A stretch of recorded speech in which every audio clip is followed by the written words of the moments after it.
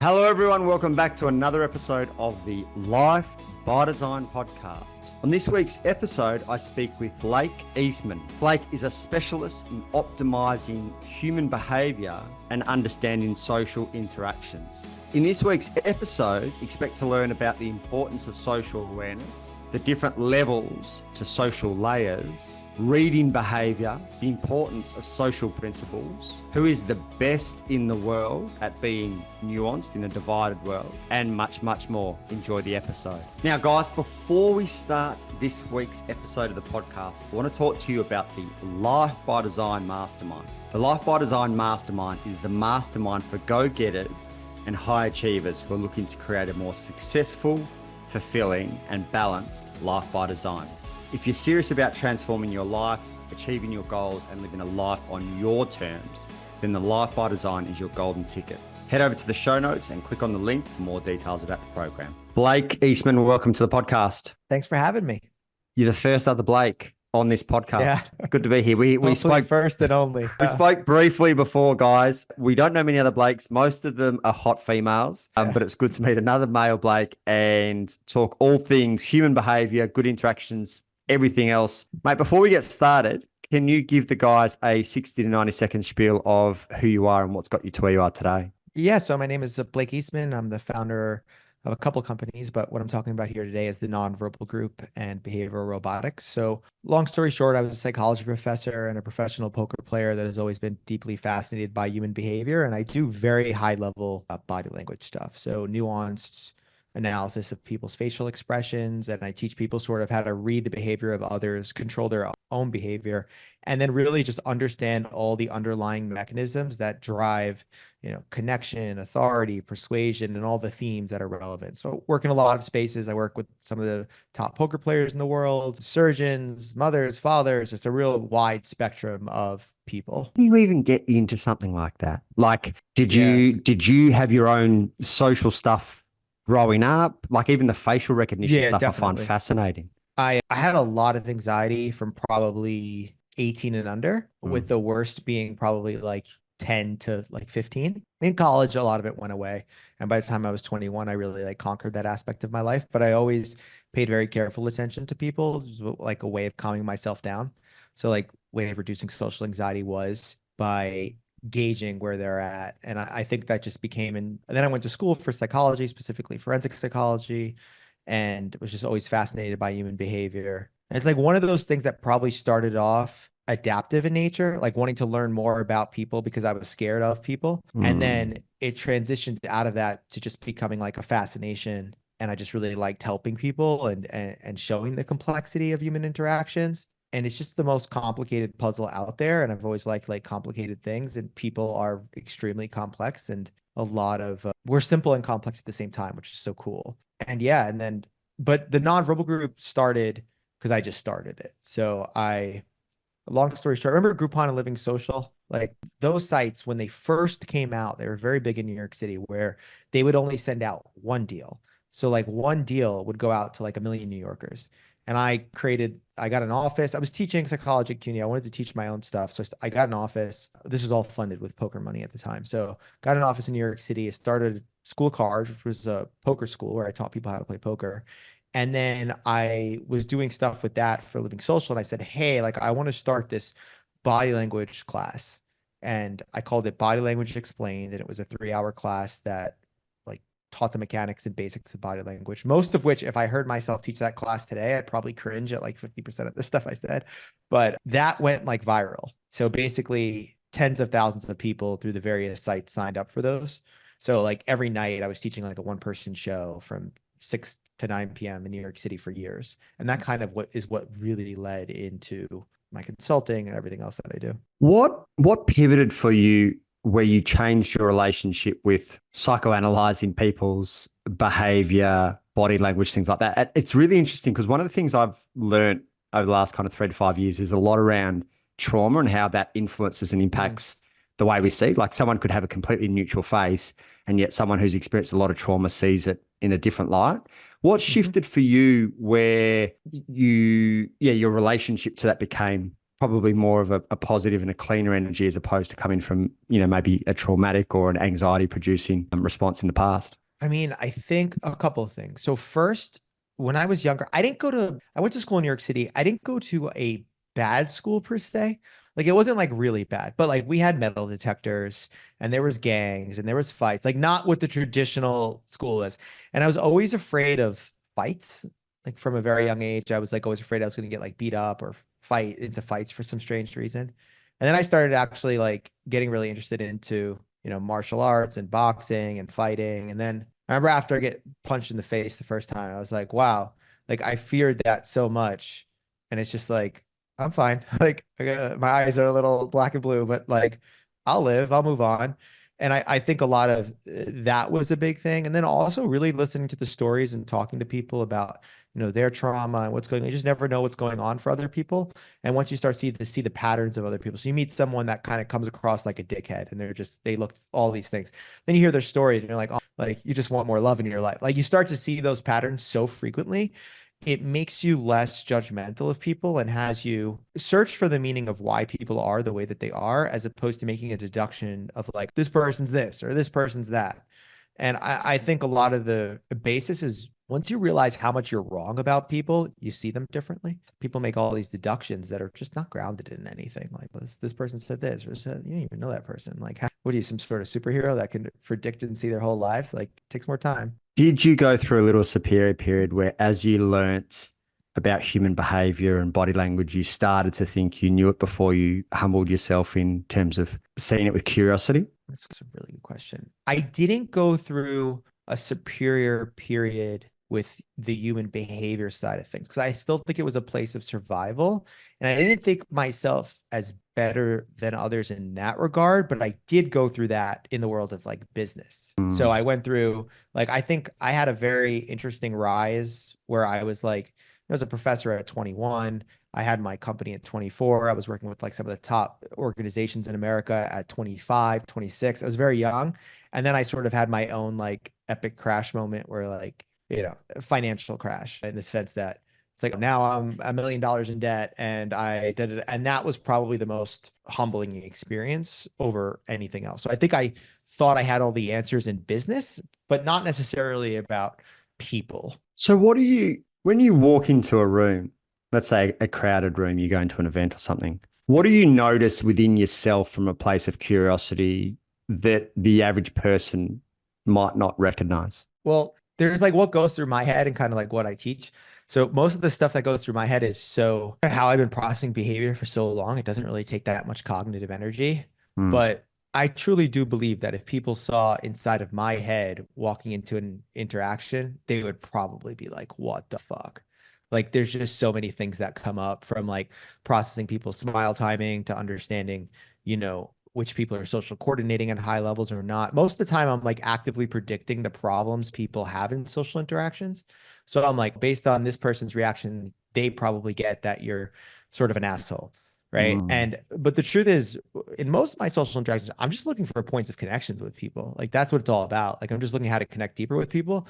And I don't let people's behaviors prevent me from connecting. So some people see a behavior, like if I met someone and I asked them a really uncomfortable question about their personal life and they acted weird, it doesn't stop me. Like I'm Mm. not like, okay. I'm like, oh, you looked really weird there. So tell me more. Like what's the juice here? Like I just keep going further in that regard. But I still, everything I teach is still there's no such thing as like, you never get to the top of the mountain. There's in any pursuit, there's no such thing. Like you're Mm. always falling off the mountain.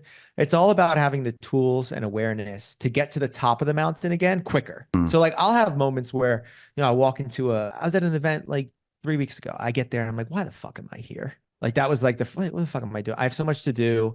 Like these are not really like my kind of people. Like no offense, but like they're entrepreneurs at a different level. Like I was just doing all the stuff that people normally do.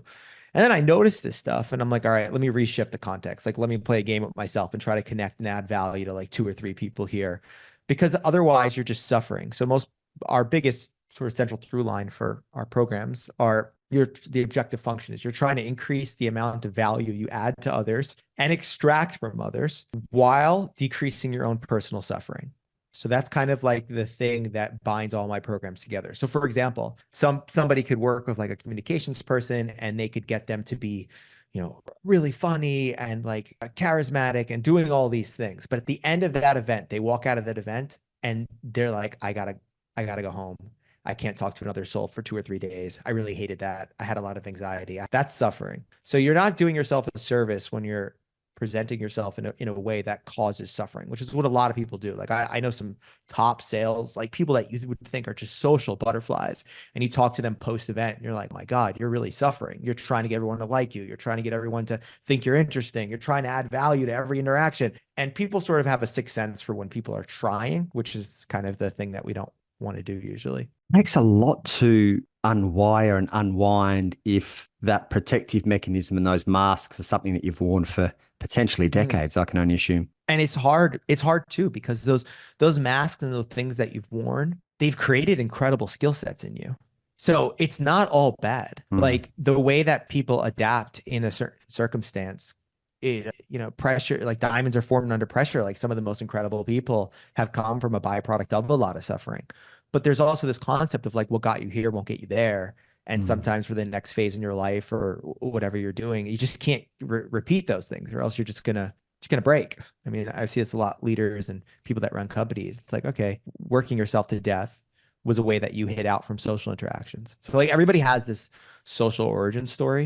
It was really interesting. Like if you go back to people's lives, like it's interesting. So trauma, everybody experienced trauma, but the trauma isn't that important. So what often happens is sometimes there's like extreme trauma, and yes, that's important, but even small things like somebody asks out the girl in high school and gets rejected in front of everybody. Like that was probably for that person a traumatic experience. There's a lot of emphasis on the experience, which is important, but what's really important is something happened after that event to compensate for the trauma, whether it's the person saying like, I'm never going to get rejected again, or it changes the way they see the world. And then they do that for like 15 years. And that's the problem. Like, that's the thing you work at. So it's like when sometimes you do these trauma exercises, people will go like, oh, that really wasn't that traumatic for me. And I was like, no, it wasn't at all. But you modified your glasses, and that's what led to the problems that you have to today. So I think when you bring up trauma, especially with men, but both men and women, I think people go to trauma to like traumatic things. Like for me, the most like my dad died like 5 months ago from ALS. And that was like a traumatic experience, like going through it and seeing him suffering for that. But that's like my new, I don't know, it was the greatest gift he gave me was nothing. I just had a surgery today, like 3 hours before this on my leg, just cut something out of my leg. And I'm talking to doctors, I'm laying on the table. He's like, you all right? I'm like, yeah, 100% fine. Like, this is like nothing. Why? Because my anchor of comparison is I don't have ALS. I don't have a life-threatening disease today. So like, I'll be fine.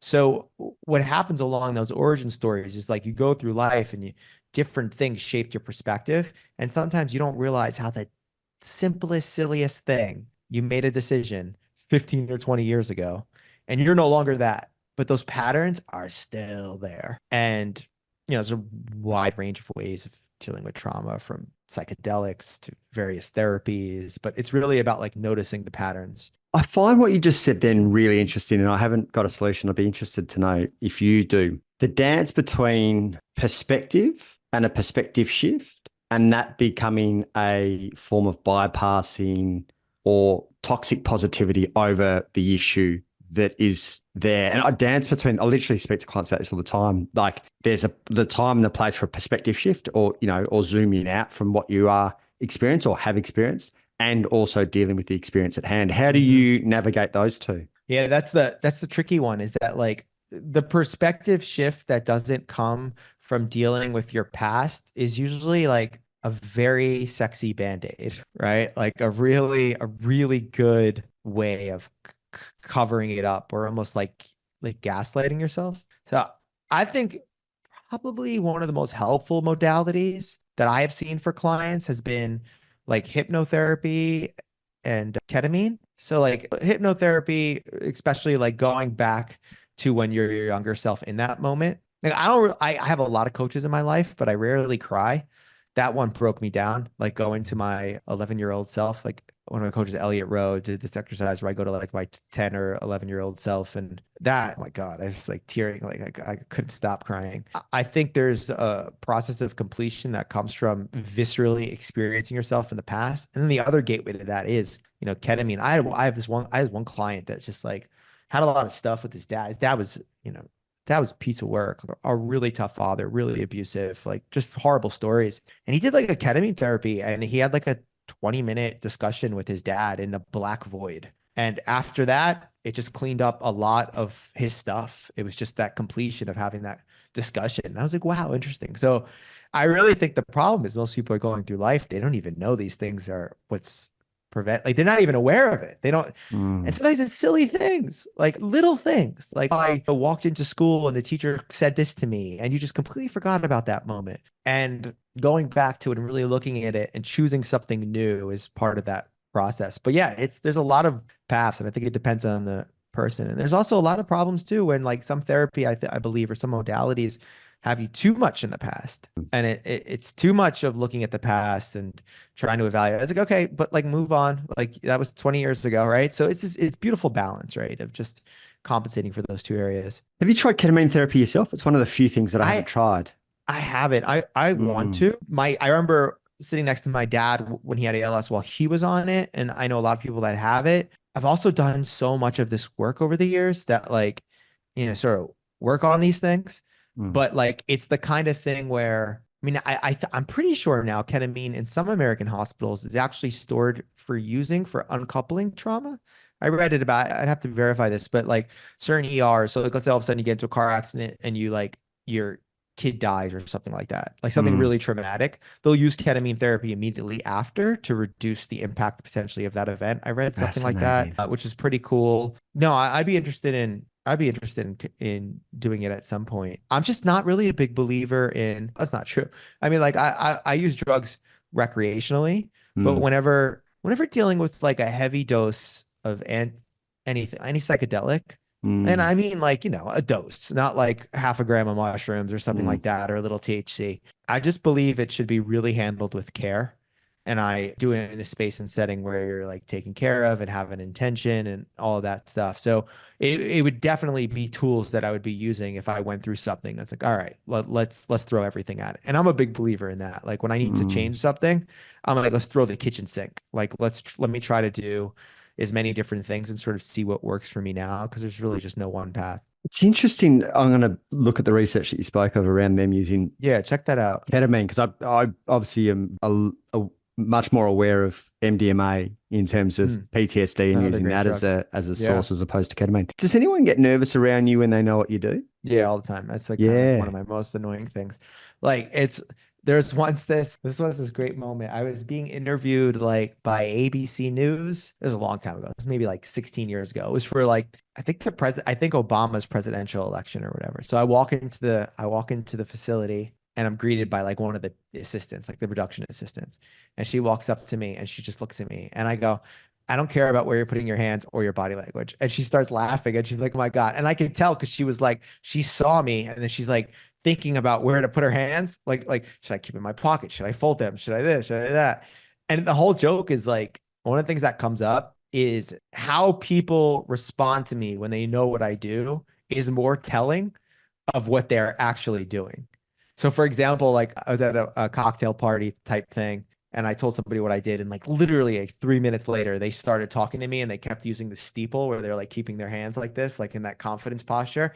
I fundamentally hate that posture. I think it looks like you're an evil villain and it's inauthentic, but they did what they think they should do in front of a body language consultant, which is really interesting. Right. But yeah, some people think I can, see things or something. I mean, like, I don't know. I can see I'm better. I can't figure out people's deep, dark secrets. I can tell you people's strengths, weaknesses, social challenges, and how they're perceived very quickly. Because I don't deal in the world of meaning. Like, I don't know. If you sit there and you just start doing things, I don't know what it means. Who am I to like, I have no information, but I know that society has a perception of those behaviors. And I've spent so many hours really just like deducing that for clients and for people that I have a good sense for what works and what doesn't work. I would assume, despite all your education around this, you might err on the side of curiosity, knowing that there might be something behind it, and that might have you ask more questions as opposed to making assumptions. Is that kind of your general rule of thumb? I mean, the general rule of thumb is, so when I'm interacting with people, I mean, it's so tricky because there's so many things that I do, but let's just say in a standard interaction, I'm always trying to make people feel safe and put their guard down. So you could read people easier when their guard is down, not up. So when somebody guards up, something called the social layer. So, all right, I'll give you like a little. I'm going to get you to So, psychoanalyze me in a sec as well. I'm going to give you a minute well, or already two to warm really up. good perceived listening. I'll give you all the. When most people listen to like a lot of body language experts, like watch a video, right? And they're like, okay, they do this thing I call narrative negligence, where they just spin a narrative around the behavior while they're watching it. So usually this is aided by some context. So they know that this person cheated on their husband or she cheated on her husband or whatever it is. And they're like, yeah, you see, the way that they're moving their hands is a sign of guilt and blah, blah, blah, blah. It's all usually bullshit. Like there's no studies behind it. It's just narrative. We just create narratives, right? But what's more interesting is when I'm reading behavior, when we're looking at behavior, we're acknowledging that there's something called the social layer. And the social layer is the fact that when people are in social spaces and communicating as people, their behavior passes through almost like these layers. So the first layer is something called social coordination. If you actually look at movement on the face, most of it is not indications of emotion or anything like that. It's just basically social coordination, right? So like you just did it right now. You looked up and you shook your head. Like, interesting. That let me know that you're paying attention. So I know people with low levels of social coordination aren't liked because you don't know. You're like, are they listening to me? Are they not listening to me? It's like an aspect of likability. I know that too much social coordination can be perceived as like inauthentic or fake, right? So your head nods and your squints and your smirks and smiles are proportioned to or reactive on what I'm talking about. So I say, you're not just doing it all the time. You're doing it. So it shows me that you're listening. But somebody that's just going like over and over and over again, And then the second layer is this concept of social projection, that people project who they sort of want to be. And then the third layer is social regulation. So we're always regulating our behavior, we're projecting it, and then we're dealing with social coordination. So an example of this is like you're having a conversation with someone and I was just like, they're not saying anything and you want to leave the conversation. You usually don't just turn around and walk away. You do things. You might start with, like we found when conversations at the beginning and end of conversations, social coordination patterns increase. And then when people get more comfortable, they decrease. And then when they want to go, they increase again. And the reason why is like, all right, okay, enough. Yeah, that's so good. Yeah, no, it's so great seeing you. I want to go.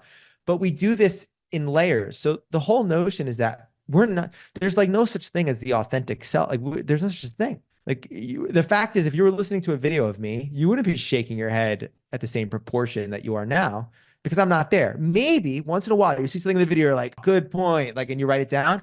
But for the most part, it's different. So we show up differently to people. And the truth is, if you really want to understand how to read people or the deeper layers of people, it's the patterns embedded in the social layer more so than raw, genuine emotion. So I'm trying to make people feel safe and heard and just like, oh, this guy doesn't really care about me and interested. So they drop the social layer and I get to see the real them. It fucking blows my mind that this shit isn't taught at school. Like for the last 5 years, I've done a lot of stuff around this. I'm no professor or expert, but and I'm sure you experience this. Maybe you've got more empathy around it than I do at times. You could literally be walking towards the fucking exit door and someone is still talking at you and just has no social awareness that you're kind of moving out of the conversation. But like these are human skills that we should be taught. It's mind blowing. It's so true. It's a lack of awareness. It's a lack of interest. There's so many like mechanisms that underline it. I remember once I was teaching this 2-day class called Body Language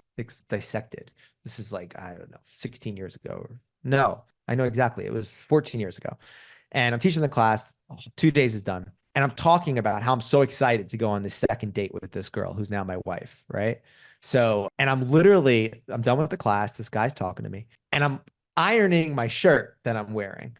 And I'm like running around the office and he's like following me and asking questions. And I'm like, dude, I just spoke about this the entire day. Like you're not getting my world right now. Like I'm kind of nervous about this date. I'm really excited. And you're asking this. And he stops and he goes, you're 100% right. Like I didn't even think of your scenario. Like, and I'm so sorry. Like, I was just concerned with my question. And the truth is, the gateway to sort of to have a high level of social skills or people skills or whatever you want to call them, you have to be others first. If you're yourself first, you're not going to see the matrix. If you just look for you, and there's a lot of people out there for whatever reasons are like that, and you need to kind of break those patterns. Is there language around this? Because I've heard a bit about it, and I think I've read it in a couple of books, maybe David Brooks's new book as well, of knowing your energy, knowing their energy, and knowing, and ideally the third combination being knowing the energy between like both people's energies. Because some people, a lot of people are just in their energy, just aware of themselves.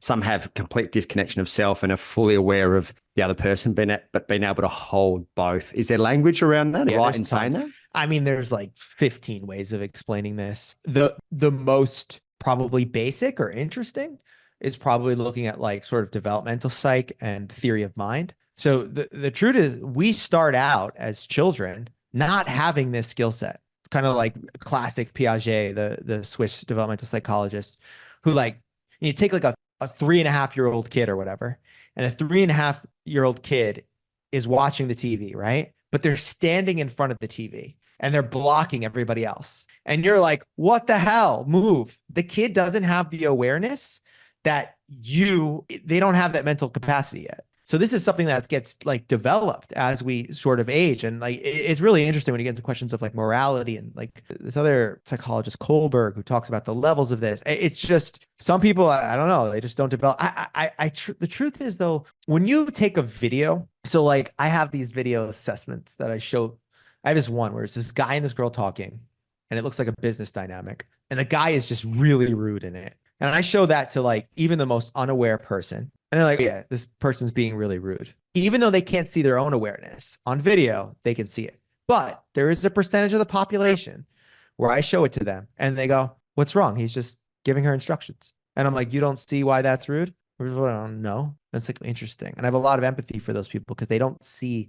This is the thing, when you're reading behavior, you're not reading what's in front of you. This is what gets so trippy about it, right? Like when you look at someone's face let's say me and you went to a coffee bar and you were in London, I was in London, we meet in a coffee bar in London.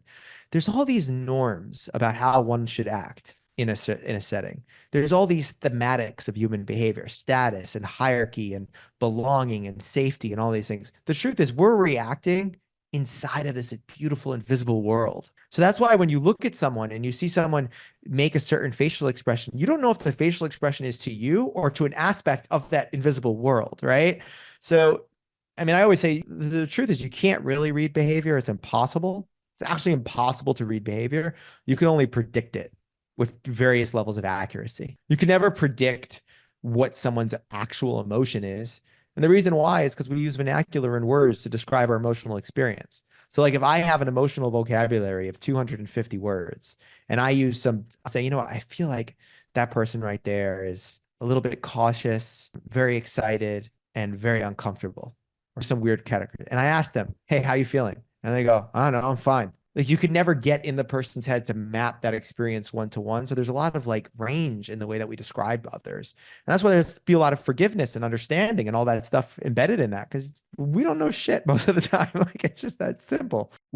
I mean, if we kind of give this all an umbrella, name, it would be like social skills. But what are some of the things that heavily impact someone's social awareness, social skills, ability to understand what's going on? Something like survival mode, if you're in survival mode, it's really hard to pick up what other people are putting down. But what are other things that people are either underactive, overactive in that you find heavily impact someone's ability to connect? I mean, I think the through line is awareness. So the through line is awareness. And that's why our company is so we're the biggest users of video. So I believe that it's like mirror work. Like if you smile in a mirror, it's not really what you're smiling like. It's like video, there's no lies. When you have video of someone, it's raw data on what's happening. It's just raw data. And in a world of so many different perceptions and perspectives, you need video to solve for reality.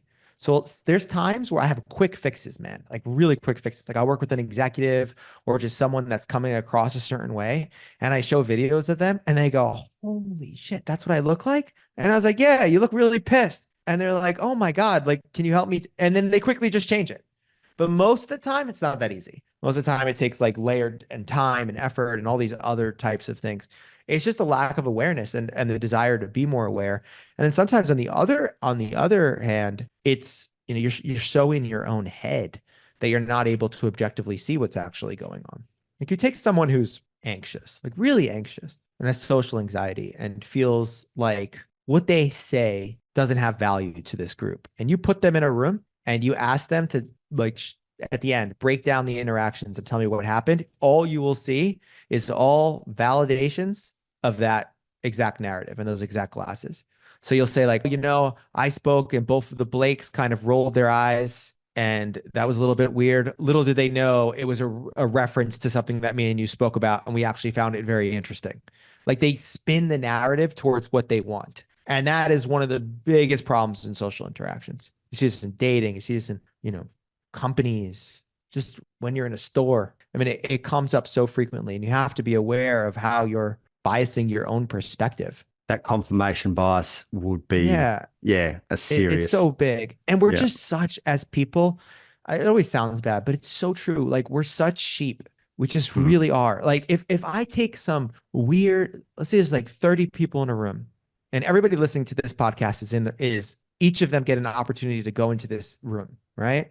And there's some people that are charismatic and lively, and there's other people that are just kind of maybe a little socially awkward and in the corner. And then there's this one guy who's like picking his fingernails in the corner. He looks disheveled, looks weird, looks uncomfortable. All I have to do is say, do you know who that is? They're like, who? He's like, was one of the most successful founders in all of Australia.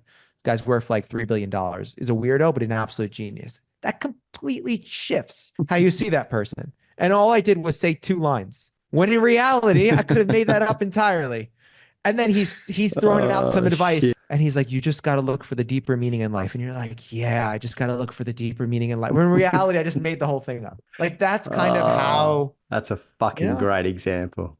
That is such a good example. It happens all the time. So we've been on this call for 4 minutes. If you were going to bring your skill set, I know you don't have a video in front of you of me, but if you were going to bring your skill set to the table and you were going to propose a couple of things that you've noticed in the last 34 minutes about me, whether it's just you have a further question or whether it's something that you've noticed, what would you put forward? Well, first, I would acknowledge you have a very good, what I call perceived listening. So your behaviors are perfectly in alignment, like really good, like probably like top 1% or even more than that, like top 0.05%. So when I'm speaking, I really feel heard. I feel appreciated. I feel listened to. Now, what's cool about this is like, you could be in your head, like, I just want to get out of this podcast. Like it's right. I think that's genuinely fucking interested. But you could just be like so tired or whatever. But that's the thing about listening. Like listening is a perception for other people too. So you're looking at your patterns of perception just organically are just very, very good.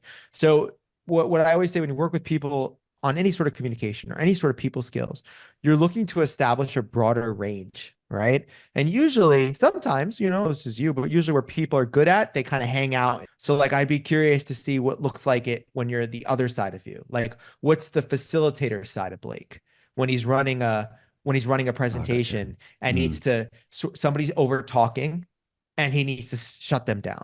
Like, what does that side look like, right? Like, what is the full spectrum of those sort of interactions? I find that to be very interesting, but usually you can predict them. So like the fact that you're interested in this topic and you have a high level of perceived listening would usually mean that you're pretty good on the other side as well, but you don't know. So that's usually what I like to do is like sample people's behavior in a bunch of different areas and then see how that sort of correlates or connects to how they want to be aligned. And the truth is, this is something really interesting. Like, I don't tell anybody how to act. So people think that I do, or they look for that. Like, how should I don't care. Like, I make sure that the person is aligned with how they want to be perceived and the impact that they want to make in the world. That's it. That's all I do. So if you're like, listen, Blake, I want to get on this podcast. It's confusing because we're both Blake. So I never had this problem before.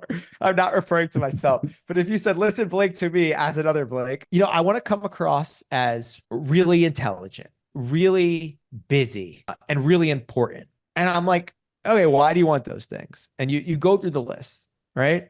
And I could push back. I could say, well, is that what you really want to? But at the end of the day, if that's what you want, We could create that. We could easily create that. Surely Like, no one's come to you and asked for that as a thing. stories. So, okay. What So, the fuck? I do this thing called the funeral test for a lot of executives I work with, where I'm like, all right, this is what's happening. Close your eyes. Imagine your funeral. Everybody you ever worked with is at this funeral. What are the stories they're saying? What are the words they're using to describe you? What's going on, right? And they say it and they say it, they say it. And it's my job to make sure they're in alignment with those words. So I do like 360 assessments where I get an entire team to say like, what is Blake like what are 3 words that describe Blake at his best? And then what are 3 words that describe Blake at his worst? To sort of see the spectrum of how they're perceived. Every once in a while, there's one guy at a big company that I gave him his feedback back and they were like, you're all business. It was like, you're all business. You have little respect or little care for complaining. You're the toughest boss, but you made the biggest. It was summarized as you were the hardest person I ever worked for, but you made the biggest change in my career. But you were tough on me and you were hard on me and all that. And I went through that and I was like, well, be softer, but this is what the feedback you got. And he's like, perfect. That's exactly what I want to be. Just like that. Perfect. And I was like, are you sure? He's like, yeah, I believe in this society. People are not tough enough. And these people are younger and they need to know that it's not easy. And he had this really interesting philosophy on that, which I kind of do agree with to a certain regard. And I was like, then you're in alignment, brother. But then I just said, let's just make one change. Let's tell them that before they start. So what I did was I changed his onboarding. So, because this is the thing, if somebody's being an asshole to you, but you think it's for your benefit, it's different. It's like a coach that's yelling at you and like, push harder, push harder, push harder. But if they don't have that context, they could just think that you're an asshole. So he sat down and said that. He basically said, when he's working with people, listen, before you work here, I just want to let you know the feedback that I've gotten is that I'm one of the hardest people to work for, but I promise you 2 years with me will change the trajectory of your entire career. And are you willing to sign up for that and what that means? And he would use that as a barrier to only get the good people that could survive underneath him. It's kind of like really ingenious, right? Like just a way of filtering out the low performers. And some of them wanted that, I really like that. Because at the end of the day, he's warned them. He's given, it's like Musk. Yeah. It's like, yeah, you know like what if you're you getting. work for Musk and you're like, I want him to say happy birthday to me and I'm so mad. It's like, what are you talking about? Like the guy is not going to do that. So, and that's what I found. The best leaders are aligned. There's many different styles of leaderships, but the best one are the people that are like, this is who I am. This is what's going to be like working for me. If you like it, great. And you're going to work well here. If not, this is probably not the best company for you. With all the human behavior work that you've done and psychoanalyzing good interactions and things like that, if you're going to summarize like 1 to 3 key traits that help, like we've spoken about awareness as being the overarching theme, but if you're kind of going to take that macro and bring it into a micro, good question. What would that look like? So I said, instead of traits, I'd probably say principles. So like if you have a couple of key principles for social interactions that your behavior is in alignment with, and it's the impact you want to make. If, for example, like one would probably be like, never make someone wrong. If you can develop the skill set of really never making someone wrong, which is hard skill set. Why did you change, just so I have an understanding, why did you change traits to principles? Because traits have too much of an abstraction for what they mean, right? So let me give you an example of like traits or values, right? So values, I would consider respect is probably one of your values, right? You consider yourself to be a respectful person. All right. So this is a scenario. You're on a New York City. Have you ever been to New York? Yeah, I've been in New York. Okay. Yeah. In a New York City subway train, it's the middle of rush hour. There's 2,000 people on the train and you're sitting there and somebody's running down the stairs trying to get on the train. And it's this moment where you can take your foot and stop the door from closing and let that person in. Most people would consider that to be respectful, right? But the reason why it's so dynamic is because while you are respecting that person, you're not respecting the other 2,000 fucking people on the train that moment. So values are often such abstractions that they're difficult to measure. They're difficult to integrate. They're difficult to do all those things. So like people will do these like key like value setting exercises where like, and also the thing about values is they're very binary. So like, let's say the value of trust. Like I say, as my wife, trust fully that whenever she needs me, I'll be there. When she really needs me, I'll be there. This is unconditional trust. She trusts me more than anybody else on the planet. However, does my wife trust that if I say I'm going to fix the coffee machine by 5 today, that it's going to get done? Probably not. So does she really trust me or not? See, this is where it gets complicated, right? Whereas a principle of like, I will not make people wrong in social interactions, or I will always add value before asking for value, or I will be the kind of like one of my key principles that I worked with with one of my coaches is I try to make people bigger, not smaller in social interactions. So like I could conceptualize that a little bit more. If I watched a video of myself and I said, no, I made that person smaller. I made that person wrong. I boosted that person up. I made them feel bigger. Principles are just so much easier to kind of like manage and see. Values and traits are tricky because they're so convoluted. And which is, there's something really fascinating called like, I mean, we call it trait interaction. So if you get a doctor with, let's say we take like 3 traits. Let's say we take like likability, like they're very likable, confidence, and assertion, right? If you're on a call with a doctor who's giving you some sort of feedback on something, and they have a very high level of likability. They're so likable. They're like, hey, how are you? Da, da, da. But they have a low level of confidence and a low level of assertion. You're probably not going to trust the diagnosis. You're just like, oh, that's a little too nice. But if you really lower likability to nothing and they have a high level of confidence and a high level of assertion, they might come across like assholes. So traits in this beautiful way.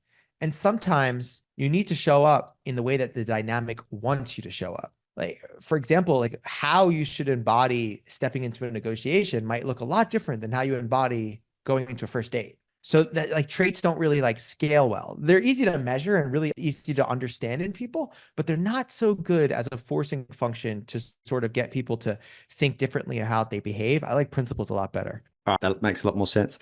So coming back to the principles of connection and human interaction, what would be your top 1 to 3 for people to consider? I would say the first one would probably be adding value before you ask, right? It comes up so much. And there's a skill set there called like predicting their bell curve or predicting their experience. So for example, like I'm writing a book this year, just signed with like a top agent or whatever, right? And I was looking through like all my friends, the people that would promote the book. And some of these people have very big podcasts that I've never been on, right? I've never really asked them for anything. I've never been like, hey, I know for a fact, after knowing them for years, if the first time I met them, I was like, oh my God, I would be a great guest on your podcast. They'd be like, they get asked that so often. Now it's going to be like, now literally one of the text messages was like, yo, fuckface, like, I need to be on your podcast. I signed the deal. And he's like, of course, brother, I'll have you on twice. Yeah, like, for sure. You know what I'm saying? So a lot of people that lead lives where they just take. And I think that it's just a good maxim, right? Like add value to others, get good at adding before you're extracting. Another one is this is a tricky one. The application of this is tricky, but it's very powerful. Everyone's entitled to their own perspective. Perspective is not reality. It's just someone's perspective. So I could disagree with everything that you're saying, everything that you said, but I don't need to make that perspective wrong. It's just your perspective. That's all it is. So people think perspective is this like right or wrong thing. It's not. Everybody's right within their own worldview. And if you could understand that, it sort of lowers the effort. And then also, if you could really develop the skill set of not making people wrong, oh my God, that's such a powerful skill set. Before you go on to the third one, would you say as a collective that we're getting worse at that second one? Oh, hell yeah. Hell yeah. I thought so. Yeah, we're getting worse at it. So this is the truth. This is my thoughts about like social media and all that stuff. We've always been this way. The people that think that social media, no, we've always been at an almost like a neurochemical level. We're like designed to be my tribe versus your tribe. My thought, like there's so many mechanisms that create that cohesion. But what the internet has done and social media and all that stuff is it's made it easier to see the polarization. It's just never been easier with all the back and forth, and I'm on this team and you're on this team, and I'm a Republican and a Democrat and a this party and a that party and all the various types of things. And then our algorithms are sort of looking for that, right? Like they're kind of designed to attract people into those sort of fields. Like it's crazy. Like you look at something and then all of a sudden you keep seeing that thing and it keeps reinforcing that thing and you just see all that. So I do think we live in some of the most socially complicated times because it's in our face so much, but it's always been this way. And you can see that when you read go read books from like biographies from like the 1800s or 1900s. People were always talking shit. People were always hating on things for gossip has always been a thing. It's just expedited now. It's like putting gas on a fire that was always there. Before you go into the third one, with your insight and foresight, that filter bubble that's been created, which can obviously lead to more polarization and also potentially ignorance. Do you see that turning around, or do you see it only getting worse? That's a great question. So this is the great side of tech. The great aspect of technology is that you are 3 clicks away or 1 click away from seeing the other person's perspective, right? Mm. 3 clicks away. You know, that just 3 clicks to better understand the other side. You're just not really programmed to do that as a person. Like we don't really do that. And maybe this is the best way to understand that third principle is that the context is decisive and most things are nuanced. So like that's like an expert thing for me. Like whenever someone says something like always do this or always do that, it's like when you're talking about human behavior, like no, like that's not really true. But we live in a society that loves that. People crave it. They want the top 5 ways to smile and top 3 things to do this and it doesn't always help. It hurts in a lot of ways. You want to have your own principles and your own behaviors within alignment. And if you could just take a step back and be like, what context do I don't have?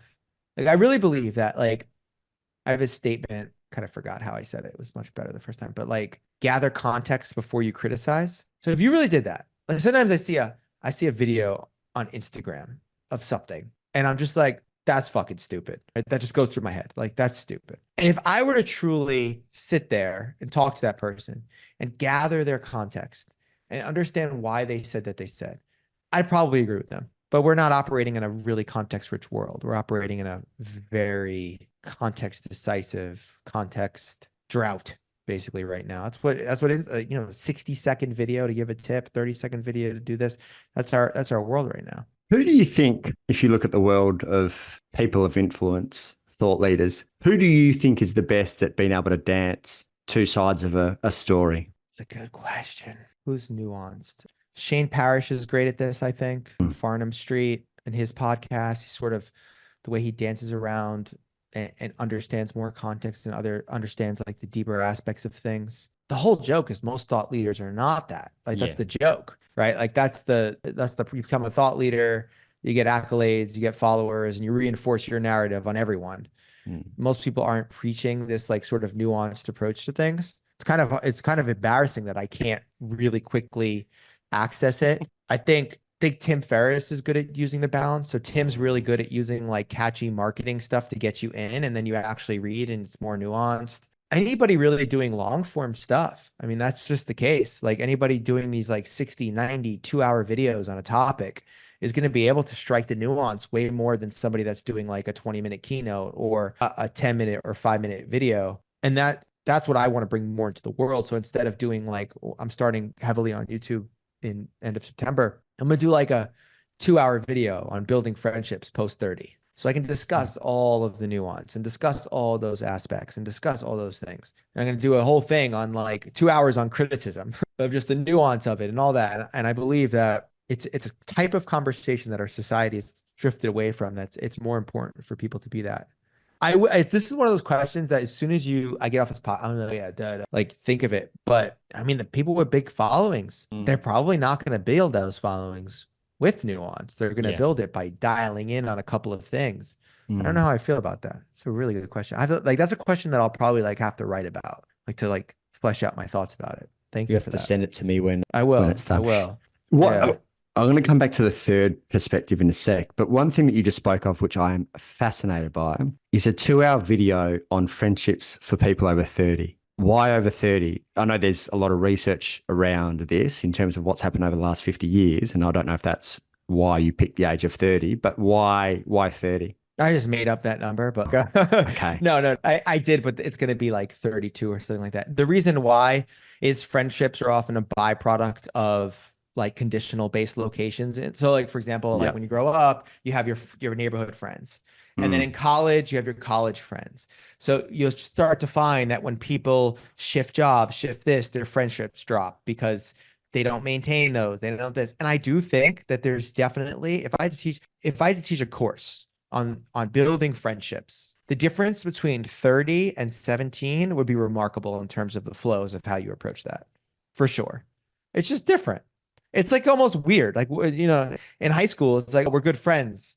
Now, like, take a 30-year-old, like, do you want to be my friend? It's like the weirdest thing to say in the world. Like, hey, do you want to be friends? You know what I mean? Like, it's kind of my friend Mike Brown did this. Like, we were at an event together, and he goes, hey, he goes, Blake, every time we're together, we like really connect. I'm gonna start calling you randomly every month. Just like once a month, we'll just I'm like, let's do it. I love it. Like, that's my definition of friendship, by the way, is somebody that you can call just randomly at any hour. Just be like, hey, what's up? When you have to, like, hey, like, do you have time in your schedule next week? Do you want to catch up? Like, it's not a close enough friend yet. I had a guy on probably 2 years ago. He wrote a book called Billy No Mates. His name's Max Dickens, and he talks a lot about What's it called? Billion motor? Billy No Mates. Okay. You know, have you ever heard the saying, Billy No Mates? He's got no mates. I don't know where it stems from, but No. I'll give you the real quick story on it. So essentially, he was getting married, and he had a couple of his girlfriends ask him who are going to be his best mates, and he just couldn't think of anyone. He's like, fuck, I probably need to go home and sit and think this through. Anyway, he got home and he just couldn't think of anyone. And he realized blokes in particular, their relationship to friendships over 30, when you start to lose the association of school, the association of footy, sports, whatever it might be, is that often your friends, blokes in particular, are just hopeless at putting in effort in friendships over 30. Often they kind of trail along with the girlfriends and they become friends of the girlfriends' wives and things like that. Or they're friends through business, and, outside of business, what the fuck would you talk about? So it was really interesting. It's actually a really cool book, and he's a comedian as well, so it's really funny. Oh, so that's that might really cool. Yeah, I think it was the 70s, and something maybe to do with the Industrial Revolution when that started becoming a major issue in terms of friendships. But yeah, blokes over 30, it like falls off a cliff. It's really scary, and obviously, no surprise that it impacts blokes' mental health and stuff. It's just not spoken of for some reason. Yeah, and it's also one of those things where it's like, some themes of masculinity and not wanting to be vulnerable and all those types of things. Like, I've always used vulnerability as a weapon. That's the best way to describe it. Like, earlier on, I was like, listen, if I'm just vulnerable about everything, there's nothing that anybody could ever like find on me. Like, if I don't hide at all and I'm willing to share anything at any given point, I'm never hiding. And I started to notice that, like, oh shit, like when you're vulnerable and you don't, there's such a distinction there though. Cause like, there's vulnerable and pathetic and vulnerable and powerful, right? Like, that's a good distinction. It's kind of like this. It's such a distinction. Like, I remember, I like in a really vulnerable moment, I talked about in front of a room full of like 80 people when I was like 25. I talked about how I had a lot of things around sex when I was younger. Like, just sex worried me. Like, I was like terrified of sex.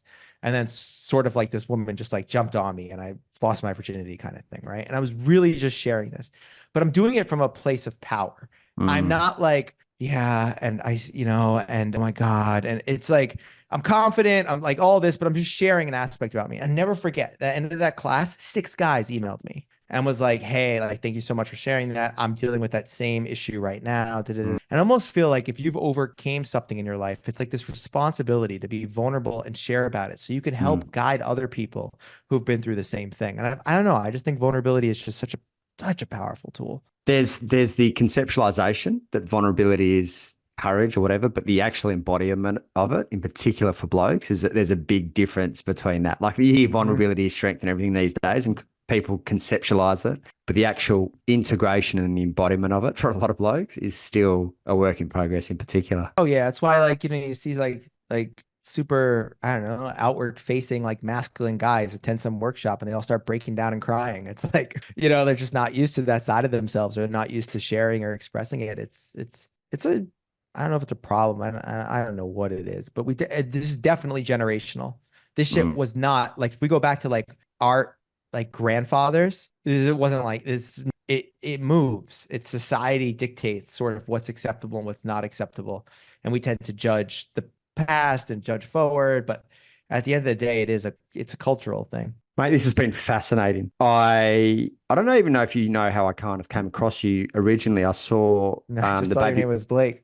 Yeah. I was like, oh, sounds like a good guy to talk to. I was reading Baby Bathwater's stuff and mentioned you, and that's how it kind of came to fruition. So I'm glad we've had this opportunity. Do you go there? Do you go to Baby Bathwater? Yeah, I went to Croatia last year. Oh, cool. It was so good. Some of my favorite people are Baby Bathwater people. You mentioned Mike Brown just then, I think. Yeah, Mike Brown and Claire, Nick Eubanks. Yeah, I think Dan Fletcher. Yeah, mate, it's So many unbelievable. great people there. It's Yeah. worth going if you haven't been. Elliot. Elliot Rowe? Yeah. Yeah, yeah. For those that want to find out more about you and the work that you do, where's the best spot to send them? Nonverbalgroup.com. Sign up for the newsletter. Nonverbalgroup.com/newsletter. I send an email out every Monday with like different themes like this. Been doing it for like 3 years. So that's probably the best central through point. Beautiful. Blake Eastman, thanks for coming on the podcast. Thank you so much. Amazing questions.